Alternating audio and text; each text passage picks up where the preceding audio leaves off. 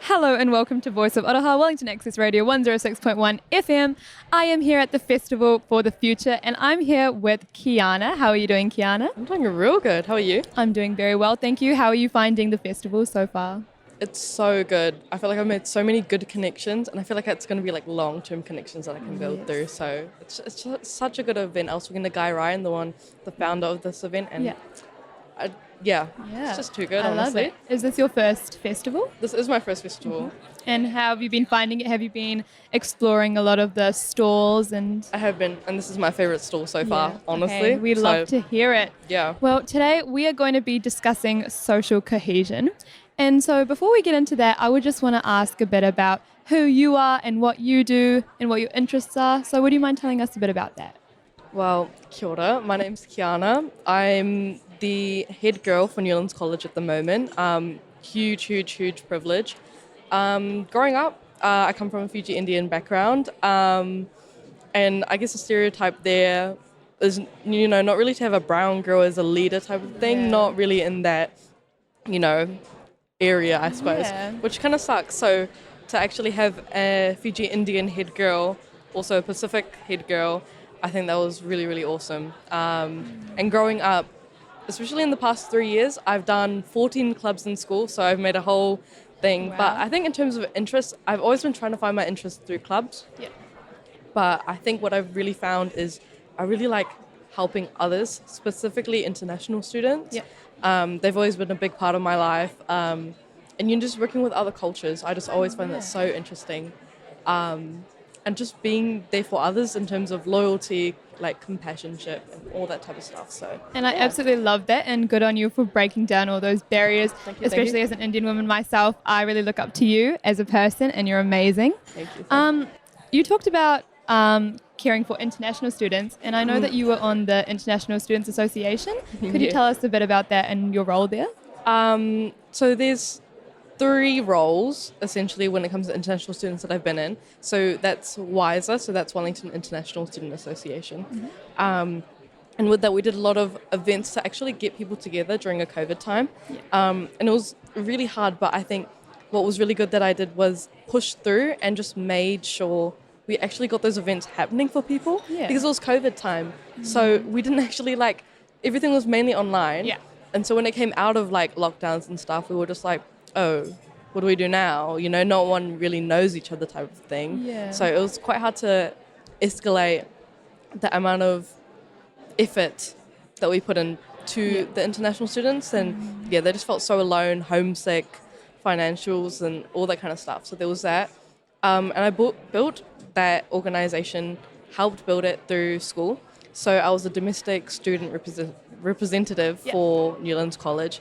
And I think just working with internationals and making mini events and just talking to them what they want. And that led to a cultural day. So I made the cultural day and it's now an annual event, and hopefully this year we're going to turn it into a cultural week, because I feel like culture, at least at my school, wasn't celebrated enough. Yeah. And so to have at least 40 plus ethnicities at school and not have a time to celebrate it and rather have something worse, just to have that, I think that was definitely needed. Yeah. So I think that made a lot more international students feel a lot more comfortable and confident, Totally, yeah. especially with the support, of the audiences and, feedback that they got. So, I think that with international students was really, really good. That's really cool. Can I ask, what does inclusivity mean to you as a person?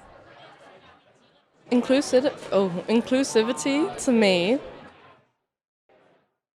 it's growing from others, it's growing with others, and it's just finding a part of yourself through that you can with other people. I think that's my main idea, and if you can uplift someone, or if they can uplift you, I think that's a sense of inclusivity. Yeah. That's amazing. And do you think when schools have these events such as Cultural Day, it can help promote diversity and actually make people feel more included and in a safe environment? 100%. I think when we first started it was a lot of difficulty actually getting people to wear cultural attire. Yeah. Because I don't know if it was a sense of being ashamed, but I think it was more of a sense of you know, you don't want to be the only one. Like you don't like Yeah. FOMO, like fear of, you know, not only Totally. being the only one in your Yeah. attire. So I think through the years that we've actually implemented more cultural attire and like it's Yeah. okay and more people wear it, I think that really, really helps. No, you're so right. I always used to have this fear that I would come to school in casual attire and I'd be the only one. Yeah, Like they were trying to trick me or 100%. something. Yeah, I don't know 100%. why, Yeah. but Yeah. yeah. Can I ask, what are your next steps? In general, Yes, in general. I find it really hard to find my next steps because I feel like I've been a part of so many things, Yeah. and you know, just to cut them all off or limitize them so much and just only go into one that doesn't feel like me. Yeah. And you know, with all the badger, no, but like with all of them, I feel like I've got a lot of mana in all these different sections. Yeah. So I think for me, in terms of next steps, I think it's building upon what I can and building upon what I can leave as a legacy. In terms of this year, that would be both of you and I do like TEDx together. Yeah. So doing TEDx and actually making inspiring stories and making that more of a foundational place for Aotearoa, Totally. making it all around, not just in Wellington. Yeah. A lot of things happen in Wellington, but what about like Taranaki? Yeah. What about, you know, down south? You know, Yeah. there's not enough. So I think building that will be really good. In terms of future, Big question. big question, 100%. But I think because I've been a lot in leadership at the moment, something to do in government, Yeah. something where I can go into foreign affairs. So I might study something like law or global studies, Yeah. something in political science maybe. Very cool. But I do want to keep, you know, that stuff on the side. So I probably will keep some side hustles that I already have. Yeah. Probably 3 or 4 sides of income because, you know, got to get that cash in. Yeah. But I think it's just building upon that. And also, I really want to build upon the connections I already have and make so many new connections, which is why Festival for the Future is so good when it comes to that. You just meet so many people that you don't think you've actually met before. Yeah. So, yeah, no, it's really It's awesome. a really good point. And just to wrap this up, I just have one final question for you. And for young people that are looking to get involved in different aspects of their community, what is one piece of advice you would give to them? Can I give 2? Yes. Yeah. Even better.